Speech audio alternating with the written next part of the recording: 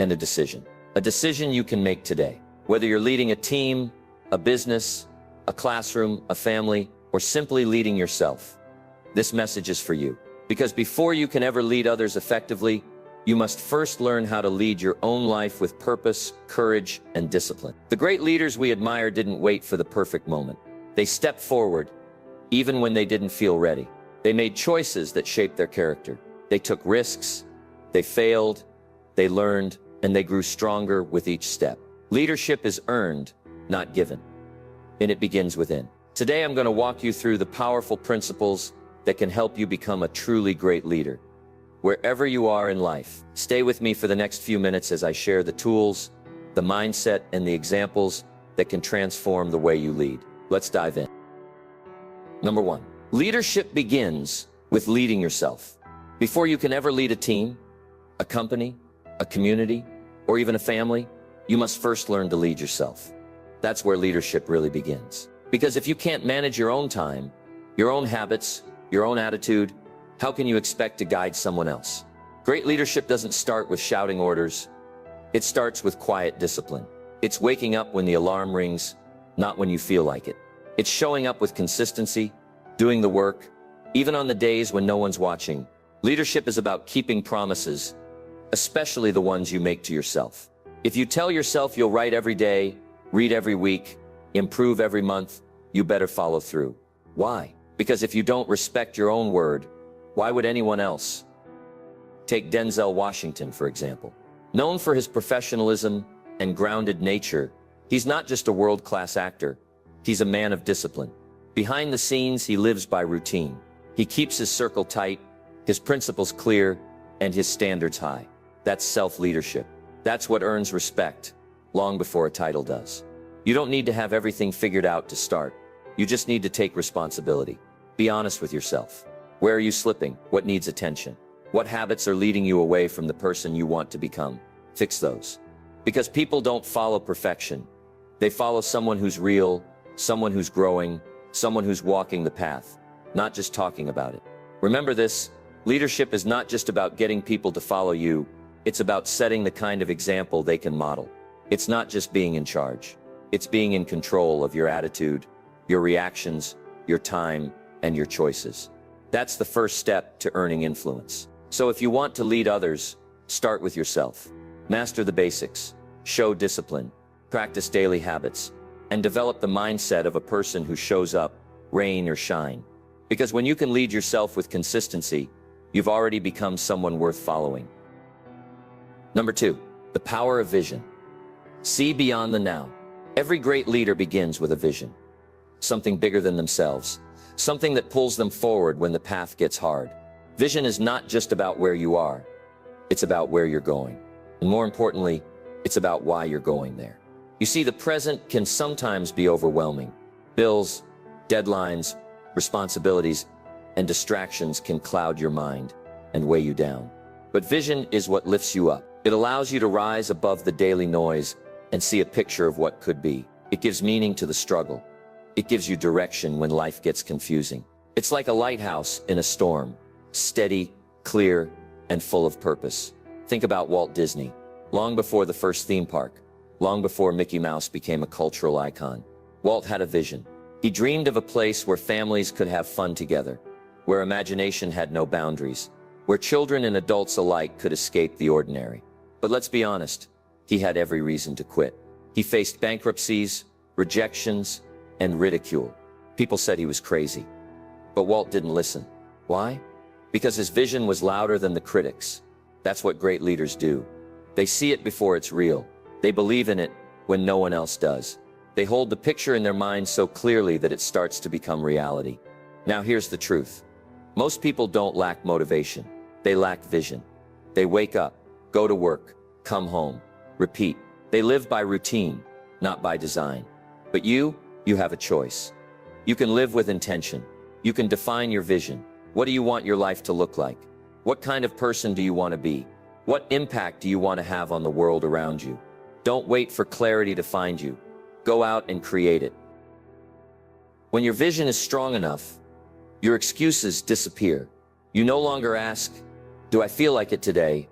You ask, Is this taking me closer to the life I want? That's how leaders think. They filter their actions through the lens of their vision. If it moves them forward, they do it. If it distracts them, they eliminate it. But don't confuse vision with fantasy. Vision requires work. It demands action. It's not just about dreaming, it's about building. The difference between a leader and a dreamer is that leaders put their dreams on a schedule. They make a plan. They set goals. They write it down. They speak it into existence because they know what gets written gets remembered, and what gets remembered gets acted on. The beauty of vision is that it evolves. The vision you start with isn't the one you'll end with, and that's okay. Growth brings clarity. As you lead, as you take action, as you stumble and learn, your vision will sharpen. It's like a photograph coming into focus. What matters is that you begin, that you dare to look beyond your current circumstances and imagine something better. You don't need anyone's permission to dream big. You don't need everyone to believe in it. You just need to believe in it enough to begin. That's the heartbeat of leadership. Seeing the invisible and doing the impossible. Holding tight to what matters most, even when the results are far away. So if you're serious about becoming a great leader, stop living only for today. Start living for the future you're building. Write your vision. Speak your vision. Live your vision. Because when your life has purpose, your actions gain power. And when your actions are backed by vision, you become unstoppable. That's the power of vision. It pulls you out of comfort. It lifts you out of excuses. And it drives you into the life you were meant to lead. Number 3, communicate with clarity and purpose. Leadership without communication is like a ship without a compass, lost, drifting, and eventually forgotten. Great leaders don't just have a vision. They know how to communicate it clearly, consistently, and with conviction. They understand that words carry weight. Every phrase, every conversation, every message has the potential to influence, inspire, and ignite change. Communication is not about talking more. It's about saying the right things in the right way. It's about making people feel seen, heard, and understood. When you speak, do people lean in or do they tune out? That's a question every aspiring leader must ask themselves. Let's look at an example that captures the power of purposeful communication. Barack Obama. Regardless of where anyone stands politically, few can deny his ability to connect with people through words. His speeches were more than information. They were inspiration. He had a way of speaking directly to people's hearts, making complex ideas simple and difficult conversations feel honest and human. That's the art of leadership communication. Now, you don't need to be a world-class orator to lead, but you do need to speak with intention. Too many people talk to impress when they should be speaking to connect. True leadership is not about big words. It's about real ones. It's about being authentic. People can smell fake from a mile away. They may not always agree with you, but they'll respect you if you're real with them. Great communicators do something most people don't. They listen. They don't just wait for their turn to talk. They actually hear what others are saying. They listen to understand, not just to respond. And because they listen well, they speak even better. Their words come from a place of understanding, not assumption. If you want to lead, you must master both sides of communication, speaking and listening. Learn to read the room. Learn to ask questions that go beyond surface level. And most importantly, learn to pause. Silence, when used wisely, is one of the most powerful tools in communication. It gives others space to think and gives your words more impact when you do speak. Now let's talk about clarity. The confused mind doesn't follow. If your message is unclear, your team will be uncertain, your goals will be misunderstood, and your influence will fade. Make it simple. Make it strong. And make it stick. Say it in a way that even a child could understand. Because true intelligence is not proven by complexity. It's proven by clarity. Purpose is the other half. What are you trying to accomplish when you speak? Is it to motivate, to teach, to correct, to unify? Know your intent before you open your mouth. That's what separates accidental leaders from intentional ones. Every word should serve the mission. Every message should build trust, and every conversation should bring people closer to the vision. As a leader, people watch you, even when you're not speaking. Your tone, your expression, your posture, those things speak louder than your words. If your actions contradict your message, people won't remember what you said. They'll remember what you did. That's why your communication has to be consistent with your values, your behavior, and your beliefs. And let's not forget courage. Sometimes leadership means having tough conversations. It means saying what needs to be said, not what people want to hear. It means correcting without crushing and confronting without condemning. That's not easy, but it's necessary. Because leadership isn't about being liked, it's about being trusted. And trust is built through truth. So if you want to elevate your leadership, elevate your communication, speak less, but mean more. Listen deeply. Be clear, be real, and be intentional. You don't need to be loud to be heard. You need to be honest. You need to care, and you need to speak from a place that reflects your values and vision. Great leaders use their voice to build, not break, to lift, not limit, to guide, not control. So start paying attention to how you speak. Choose your words carefully, deliver them with purpose, and let your message be a mirror of your mission. Because when your words align with your actions and your message reflects your heart, you won't just be a speaker, you'll be a leader worth following. Number 4, decision-making. Own the consequences. At the heart of leadership lies one unavoidable responsibility: decision-making. The ability to choose, to act, and to own the consequences of those choices. That's what separates leaders from the crowd. A real leader doesn't wait for perfect conditions. They don't hide behind indecision. They step forward, weigh the options, make the call, and take full responsibility for what comes next. The truth is, most people avoid decision-making because it comes with risk. It comes with the possibility of being wrong. But leadership isn't about always being right. It's about being willing to act when it matters most. Indecision delays progress. It breeds doubt, both in the leader and in the people they lead. A team can handle a wrong decision better than no decision at all. Because with a decision, there's at least direction. Without it, there's only confusion. Let's take the story of Rosa Parks. She didn't have a title. She wasn't wealthy, but she made a decision. A quiet, firm, deliberate decision to stay seated. And that decision became a spark that ignited a movement. She didn't plan to become a symbol of courage. She simply acted from conviction. That's leadership. It's not always about standing on a stage. Sometimes it's about standing your ground. Now, you may not be called to lead a revolution, but every day you're faced with decisions that shape your character, your direction, and your influence. What time you wake up, how you respond under pressure, whether you follow through on your commitments. All of these choices define your leadership. One of the most important things a leader must understand is that decisions are not always about knowing what's right. They're about choosing what's best with the information you have. You won't always be certain, but certainty is not a prerequisite for action.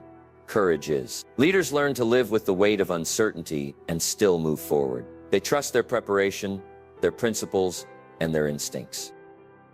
But here's what truly sets great leaders apart. They take ownership. When things go wrong, they don't point fingers.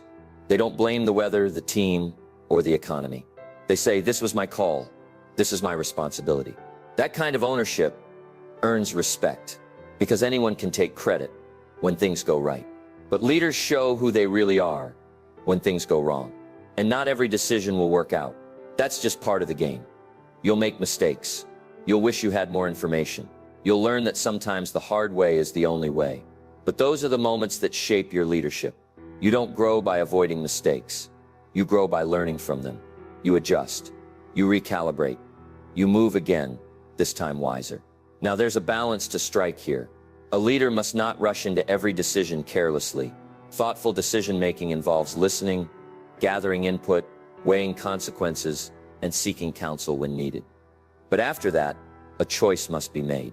Because waiting too long, trying to please everyone, fearing criticism can paralyze progress. You'll never lead effectively if you're afraid of judgment. The key is to develop your internal compass. Know your values, know your goals, and then let those guide your choices. When you have clarity of purpose, decisions become easier. They may not be painless, but they become clearer. And over time, you build confidence in your judgment. So if you want to grow as a leader, embrace the weight of decision-making. Start with the small ones. Build momentum. And as your confidence grows, so will your capacity to lead in bigger moments. Don't be the person who waits for permission. Be the one who moves, who acts, who decides. Because leadership is not about perfection. It's about direction. People don't need you to always be right. They need you to be real, responsible, and responsive. They need someone who will step forward when others step back. that someone can be you. Make the decision, own it, learn from it, and keep moving forward, one bold choice at a time. Number 5, develop others. Leadership is not about you. If leadership were only about personal success, it would end the moment you achieve your goals. But real leadership, lasting, impactful leadership, goes far beyond your own ambitions. Great leaders don't just rise, they lift others with them.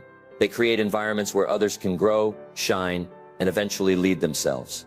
Because leadership is not about being the hero of the story, it's about helping others become the heroes of theirs. One of the greatest examples of this principle was John Wooden, the legendary UCLA basketball coach. Sure, he won national championships and built an incredible career, but what made him a truly great leader was how he developed young men, not just as athletes, but as people. He focused on character. He emphasized preparation. He taught values like humility, teamwork, and integrity. His players didn't just leave the court better, they left life ready. And many of them went on to become leaders themselves, in sports, business, and life. That's what real leaders do. They multiply their impact by investing in people. Too often, people rise in leadership and think the spotlight should stay on them. But if you're the smartest person in every room you walk into, you're not leading, you're limiting. True leaders don't hoard knowledge, credit, or opportunity. They share it. They mentor. They coach. They build confidence in others. And when their people succeed, they celebrate them, not themselves. Think about it. Who are the people in your life that helped shape who you are today? Maybe it was a teacher who believed in you, a manager who gave you your first big opportunity, or a parent who encouraged you when things were tough.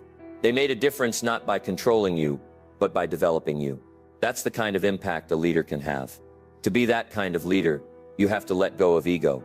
You have to be willing to see potential where others only see problems. You have to recognize that not everyone grows the same way or at the same pace. Some people need encouragement. Others need challenge. Some thrive with structure. Others flourish with freedom. Great leaders learn how to meet people where they are and help them get where they're capable of going. But here's the key. It takes time. Developing people doesn't happen overnight. It's not about quick results. It's about long-term impact. That means being patient, being available, and being consistent. It means offering feedback that builds instead of breaks. It means believing in someone even when they doubt themselves. That's leadership. You also have to model what you want to see. If you want your team to be disciplined, be disciplined. If you want them to communicate openly, communicate openly. People don't follow what you say, they follow what you do. Every day, in every interaction, you're teaching others how to lead by how you lead yourself. And remember, the goal isn't to make people dependent on you, it's to make them confident without you. Empowered leadership means giving people ownership, responsibility, and the freedom to try, fail, and grow. It means stepping back sometimes so others can step up. You'll know you've led well not by how many people report to you, but by how many people are better because of you. People who've grown under your influence. People who found their voice, their strength, and their path. Because you took the time to guide them. One of the highest compliments a leader can receive is this: because of you, I didn't give up. Think about that. You can be the reason someone keeps going. You can be the reason someone steps into their potential. That's not just leadership, that's legacy. So if you want to be a great leader, don't just focus on your goals, focus on your people. Look for ways to serve them, stretch them, and support them. Be the kind of person who sees greatness before it's obvious. Help others rise, not just because it's good for the team, but because it's the right thing to do. Because at the end of the day, leadership is not about how far you go. It's about how far you help others go. That's what transforms good leaders into great ones. And that's the kind of leader the world truly needs. Number 6. Learn from failure without losing confidence. Failure. The word alone makes some people shrink, hide, or hesitate. But to a true leader, failure is not the enemy. It's a teacher, a builder, a necessary part of the journey. Every great leader has failed, not once, but many times, and not quietly. The difference is, they didn't let failure define them. They let it refine them. You see, leadership doesn't mean always getting it right. It means growing through what goes wrong. It means falling, learning, adjusting, and rising again with more wisdom than you had before. Because failure isn't final, It's formative. The real loss happens only when you refuse to learn from it. Think about Thomas Edison. Before inventing the electric light bulb, he failed over 1,000 times. That's not an exaggeration. Over 1,000 attempts, and each one didn't work. But when asked about it, Edison said, "I have not failed. I've just found 10,000 ways that won't work." That mindset, that refusal to quit, is why he succeeded. He turned failure into feedback and obstacles into stepping stones. That's what real leaders do. They don't run from difficulty. They walk through it with the awareness that every challenge carries a lesson. They don't pretend to be perfect. Instead, they stay humble enough to say, "I was wrong," and strong enough to say, "Let's try again." But here's the key. They don't lose confidence in the process. Many people confuse failing at something with being a failure. As someone, that's a dangerous mindset. If you link your self-worth to your success rate, every mistake will feel personal. And that's when people give up. Not because they can't succeed, but because they stop believing in themselves. Leadership requires inner security. You have to know who you are beyond your results. Your identity must be rooted in growth, not perfection. When failure hits, and it will, it shouldn't shake your core. It should sharpen your character. Now, failure doesn't feel good. Let's not sugarcoat it. Let's not sugarcoat it. It can bruise your ego, shake your confidence, and make you question your decisions. But it can also become one of your greatest assets if you face it the right way. Reflect on what went wrong. Own your part in it. Extract the lesson. Then move forward. Don't sit in the failure longer than you need to. Learn, adjust, and try again with better insight. You'll also find that failure teaches empathy. Once you've been knocked down, you're slower to judge others when they fall. You develop patience, understanding, and compassion. That makes you a better leader. Because leadership isn't just about pushing people to win. It's about walking with them through their losses and showing them how to rise. And let's talk about teams for a moment. If you're in a leadership role, your response to failure sets the tone. When someone on your team messes up, do you criticize harshly or do you coach wisely? Do you punish risk-taking or do you reward learning? If people are afraid to fail under your leadership, they'll also be afraid to try. And when people stop trying, innovation dies, growth stops, and so does progress. The best leaders create an environment where failure is part of the process, not something to fear, but something to grow through. They encourage smart risks. They celebrate effort and improvement, and they remind their team that setbacks are not signs of weakness. They're steps on the path to strength. So the next time you face failure, and you will, don't hide from it. Don't make excuses, and don't let it crush your spirit. Look it in the eye and say thank you for the lesson. Then move forward with even more clarity, confidence, and determination than before. Because failure doesn't make you less of a leader. It makes you more human, more relatable, and more resilient. And resilience is what separates those who lead for a moment from those who lead for a lifetime. You don't become great by avoiding failure. You become great by mastering your response to it. That's the kind of leader people trust, follow, and remember. Not the one who never stumbles, but the one who never stays down. Number 7, stay humble, stay hungry. There's something powerful about a leader who doesn't need to be the loudest in the room, the flashiest on the stage, or the center of every conversation. That quiet confidence, the ability to lead without ego, to serve without seeking applause, is a mark of true greatness. Because while many chase leadership for recognition, real leaders chase growth, impact, and purpose. And they do it with humility. Humility is not weakness. In fact, it's one of the strongest foundations a leader can stand on. It means you're secure enough to admit you don't have all the answers. You're open enough to listen, and you're wise enough to learn from anyone, regardless of their position, title, or background. Arrogance closes doors. Humility opens them. Let's look at one of the most powerful examples of humble leadership. Mother Teresa. She didn't lead with noise or authority. She led with love. She lived simply, served quietly, and gave relentlessly. She had no interest in being seen, but the world saw her anyway.